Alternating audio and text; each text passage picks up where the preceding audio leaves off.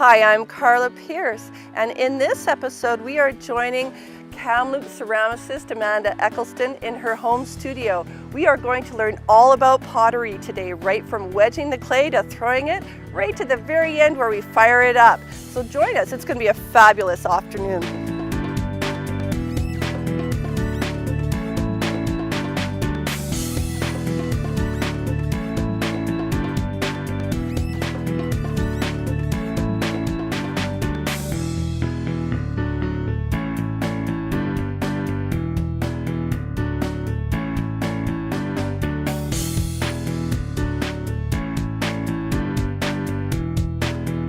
Okay, so the first thing we did is we wedged the clay. You need to wedge the clay and warm it up basically, because it's been compressed into a cold block for so long. Wedging it warms it up, which makes it more flexible, makes it more plastic, and also gets the bubbles out of it if there's any bubbles, air pockets that might be in there. It also helps to mix the clay up a little bit. Sometimes clay right out of the bag, you don't want to put that on your wheel and throw it right away. You need to really wedge it and to get it mixed up great. Do a little karate move here. So we work with Coleman. We're going to work with Coleman Cone 10 porcelain today. And I like to wedge it for about 5 minutes if I'm making a big pot, just to make sure it's really nice and mixed. I had taken art classes in high school and whatnot, but once I took a university level painting class, that is all I wanted to do. I just wanted to be a studio artist. I wanted to be in the studio working all the time. I'm just making stuff all the time, making art all the time.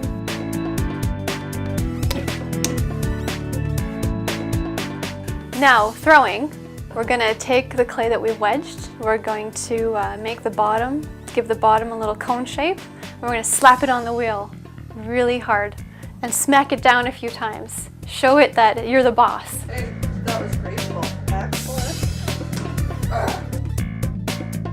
And then we're going to center it first. So we get our hands nice and wet, and we're going to use our hands and we're going to put them into almost a prayer motion, like we're praying, a bit like this. And then we're going to use our palms to really dig into the side of it and the top to center it. We want to make sure it is perfectly centered on the circular wheel.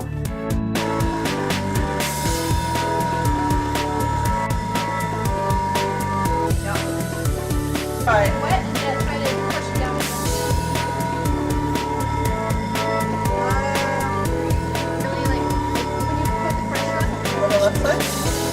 Once the clay is centered, then you can start opening it up. So you use your thumb, you dig your thumb right into the middle of it and pull it out, and then you can use your fingers to pinch it.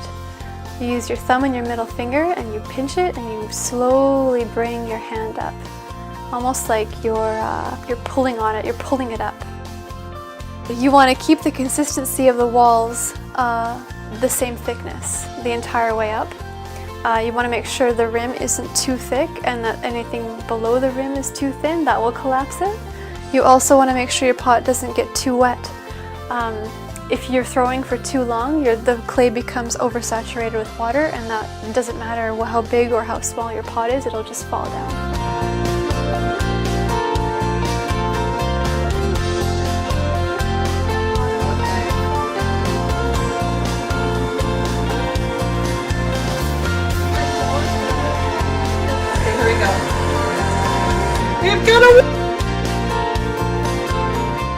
What happened there is the rim broke off, but what we can do is if the pot, if the rim is wobbly and uneven, you can cut it off with a pointed tool and then just compress the rim and just keep going. You can still salvage your pot that way. There it is. Great. Ta-da! Okay, now get the water out from the middle. So once we have our pot is made on the wheel. I use a rib tool to scrape off the excess slurry that might be on the exterior of it. And then I grab a wire tool and I cut it off the wheel with a wire tool. We then move it. I'll let it sit on the table for a few hours to harden up just a little bit, and then I put it into a damp box, which is just a plastic bin, for about 3 days.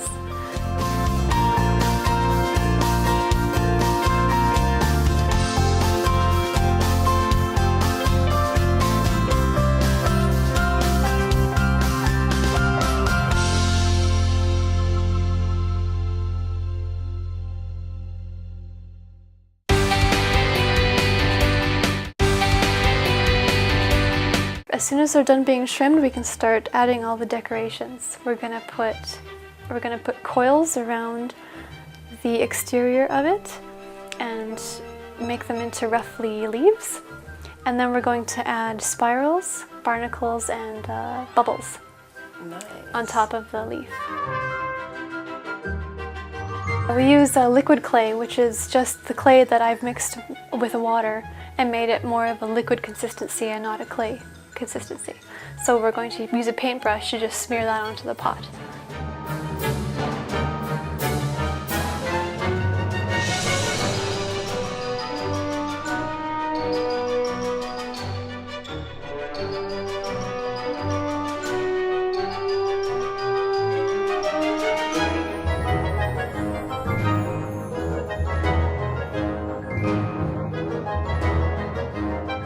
This is how we make the spirals.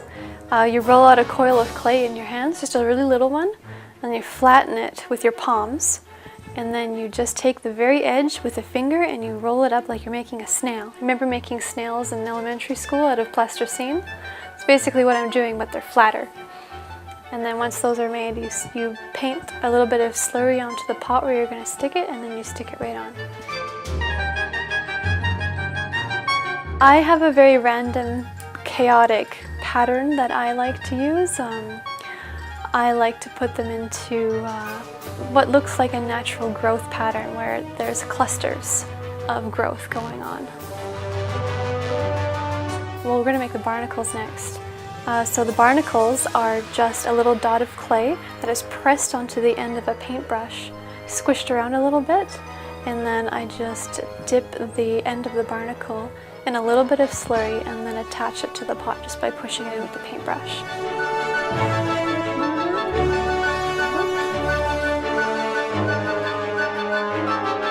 A logic to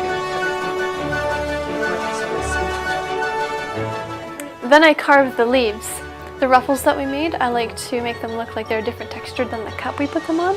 So I take a loop tool and I just start carving. I'll just make carving marks from the top to the bottom of that section. And I'll just carve it so that you can't see any of the mug surface. It's all carved.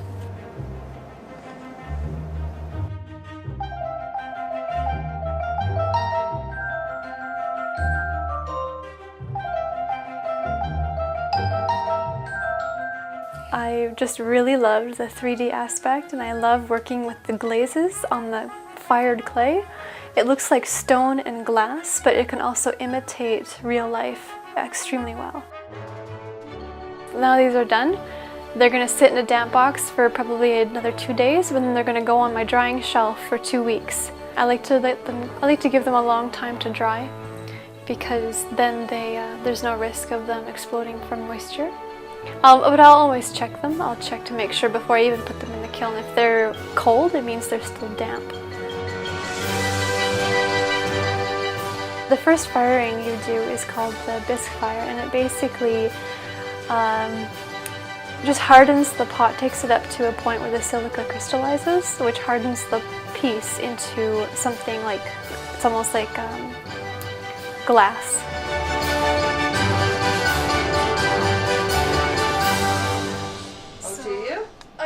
So now we're going to move on to the glazing.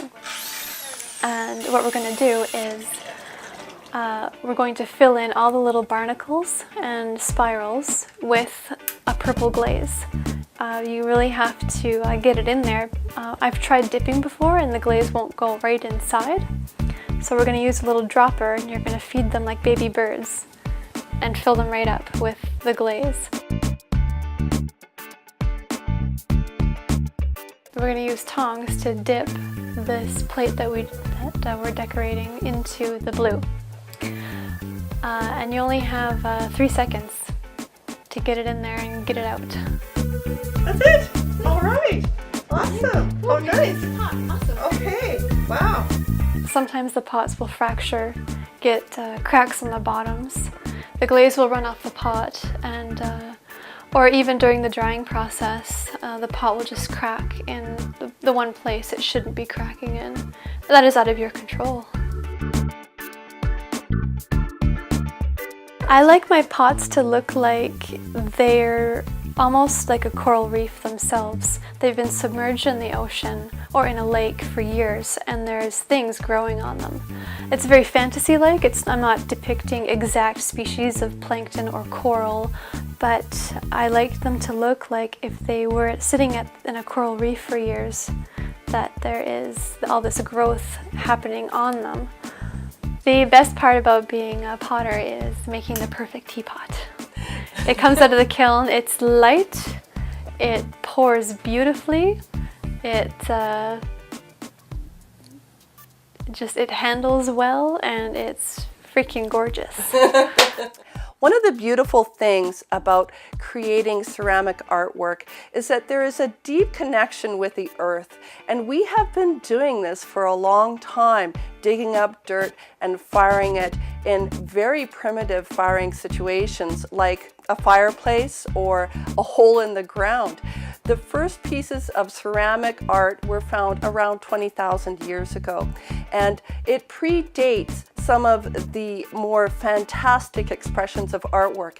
So when we're holding a pot or drinking out of a mug or a vessel that is hand created, it's more than just a thing that we're drinking from. It's a connection not only with the artist, but with our humanity. I'm Karla Pearce, and thanks for watching.